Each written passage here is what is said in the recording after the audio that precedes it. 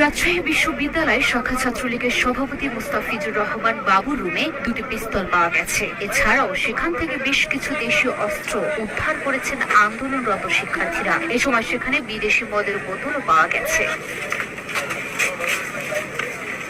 মঙ্গলবার বিকেল 5টার দিকে দ্বিতীয় দফায় বিশ্ববিদ্যালয়ের বঙ্গবন্ধু শেখ মুজিবুর রহমান হলে ভাঙচুরকালে এসব অস্ত্র পান শিক্ষার্থীরা। এ সময় ছাত্রলীগ সভাপতির 230 ও 231 নম্বর রুম সহ নেতাকর্মীদের প্রায় 20টি রুমে ভাঙচুর চালিয়ে তাদের আসবাবপত্র বাহিরে ফেলে দিয়ে আগুন লাগিয়ে দেওয়া হয়। এর আগে বিকেল 3টার দিকে বিশ্ববিদ্যালয় সংলগ্ন বিনোদপুর বাজার থেকে লাঠি হাতে মিছিল নিয়ে বিশ্ববিদ্যালয়ের মূল ফটকের তালা ভেঙে ক্যাম্পাসে প্রবেশ করেন শিক্ষার্থীরা। তারা বিভিন্ন সড়ক প্রদক্ষিণ করে বঙ্গবন্ধু হলে এসে মোটরসাইকেলে আগুন দেন। পরে সেখান থেকে মিছিল নিয়ে আবার ক্যাম্পাসের বিভিন্ন স্থান প্রদক্ষিণ করেন। পরে এসে দ্বিতীয় দফায় হলে ভাঙচুর ও আসবাবপত্র আগুন দেন বিক্ষুব্ধ